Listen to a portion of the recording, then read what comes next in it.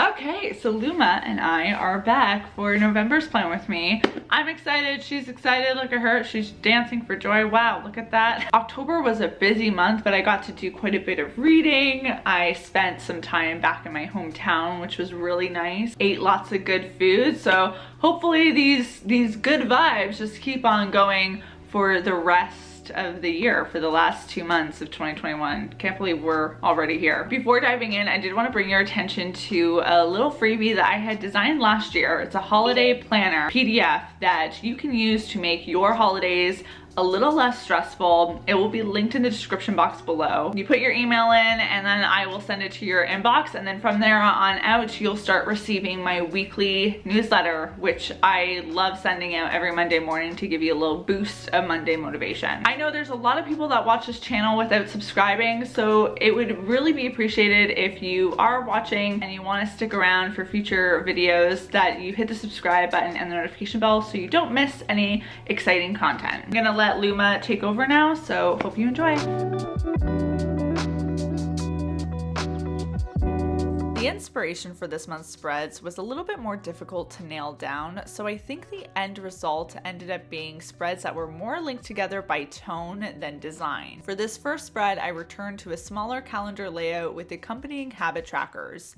Usually my mini calendars and habit trackers are more of a square look, but this month's calendar and trackers were more rectangular looking, which I felt was a subtle but fun shift, let me tell you. To create the calendar and habit trackers, I used my Micron in size 08, which is one of the classic black pen favorites I have for bordering out elements in my spreads. The finer details of the habit tracker and calendar were completed with my Sharpie S-Gel pen. Like always, I will have them linked below, along with everything else I used to create this month's spreads.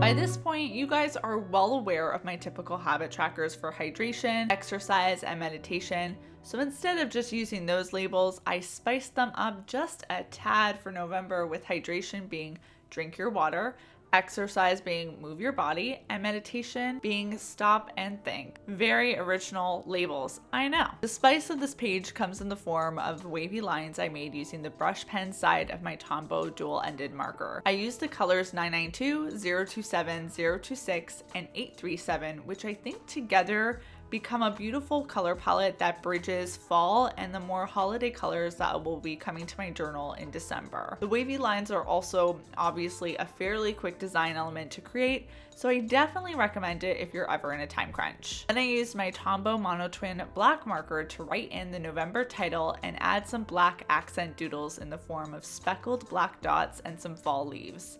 Some of my go-tos. The bottom right corner felt like it was just needing a little something extra, so I ended up writing out the word habits along the curvy line at the bottom right of the page, and I just love this titling technique. I think whenever you write text along some sort of doodle or design element on a spread, it just kind of gives it a more artsy, organic feel. And then I used, of course, drop shadows to make the habit trackers just do a little bit more popping. A few months back, I bought this beautiful paper from a local stationery store in the city called Midoko. They always have fun stuff for me to check out, and this paper really caught my eye when I saw it. I love the stone kind of look it has, while still being warm and neutral in its coloring. With November being a month I associate with more neutral colors, I felt like it was the right time to use it. It's hard to believe we're approaching the end of the year, but there's only 2 months left, so this first page on the left is probably going to be my final reading list of 2021. I added some scrapped craft paper elements I had laying around my stationery cart from previous spreads I've done over the last year or so, and pasted them in to help add a little something to jazz up the layout. The reading list has a distinct section to write down fiction and nonfiction books. One of the books I'm probably going to be tackling in November as we gear up for the holidays is Window Shopping by Tessa Bailey. She has become one of my standout authors this year because her books are just a great blend of spice, fun, romance. I love it. I also have Jennifer Armentrout's latest release on my TBR. On the nonfiction side of things, I have a book called Think Like a Breadwinner by Jennifer Barrett that's been on my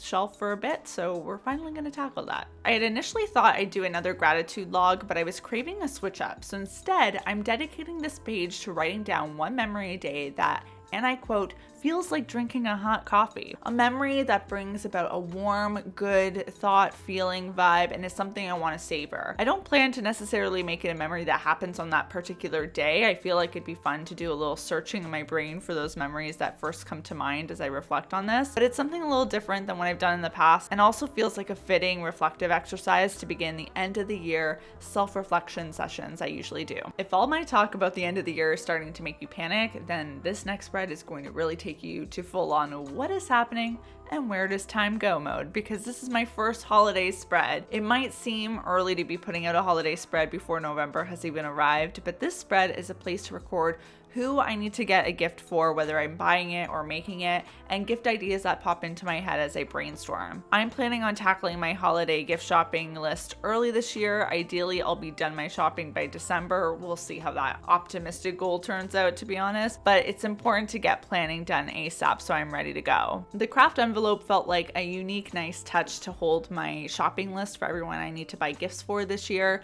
My personal list isn't overwhelming, so I'm not too worried about forgetting anyone, but it's always worth writing down just in case. And then to weave in some low-key festive vibes, I drew out some basic presents with my Sharpie S-Gel pen to fill up the right side of the page where I have a space to record all the gift ideas that come to mind. I don't like going gift shopping without a plan or at least a general idea of what I want to get someone, so this will help make the process a bit less stressful. Another titling element that I feel like I've really been embracing over the last couple of months is just these really odd titles where you play around with the sizing of letters, the shape of letters. So you see that particularly with the gift ideas title on the bottom right. And you also probably saw that a little bit with the reading list on the previous page, but I just think it's a funky look. And again, very simple, easy way to make the spread visually just something more interesting to look at. And I'm always trying to find those opportunities to do that, because if you're gonna use a planner spread, you're gonna feel more inclined to keep up with it if looking at it makes you feel happy, you know?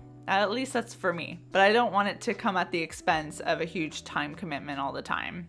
You're gonna see me play around more with that fun lettering technique in this weekly layout. On the same shopping trip at Madoko where I found the fun stone paper, I also discovered the beautiful gold shimmery paper you just saw me paste into my journal. It's a really stunning paper in texture in person, and then on top I pasted in some ripped white paper that kind of de-fancifies it a bit, makes it a little bit more nature-esque. And at that point, I whipped out my Tombow twin tone black pen marker to write out the days of the week. Usually with these plan with me's, I kind of plan out, ironically, in advance, kind of how the spread's gonna come together, and I know exactly the technique I'm gonna use. But for this design element, I just kind of let myself fill the space however it felt right to fill it with the letter sizing. And it all pretty much worked out. At the end there, I just needed to write one extra DAY day to fill in the final gap.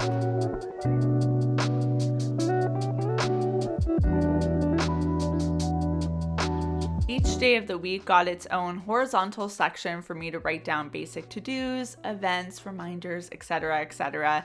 You know the weekly planner drill, and that was pretty much it. Looking back, I kind of wish I would have whipped out my white jelly roll pen to sprinkle in some white doodles in here, because I think that would have been really beautiful with this gold paper.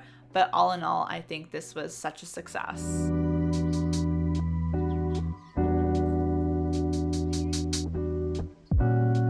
I'm still baffled by the fact that I had to create my first holiday focused spread in this plan with me. It's happening, guys. It's happening. So anyways, I want to hear about which spread in this month's plan with me was your favorite, got your eyes interested, maybe inspired you. Hopefully something in this video did. I stand by those brush pen line work swirls being such a great design element to take advantage of whenever you're feeling like you want to make your spreads look impressive without actually doing any significant amount of effort or time dedication to it. And speaking of the holidays, if you have any holiday planning needs that you'd like me to tackle in December's plan with me, you can also leave that in the comment section. In the description box, you can also find links to all the products that I mentioned in today's video. Like the video if you enjoyed it, hit subscribe, hit the notification bell, and I will see you very soon with a new video.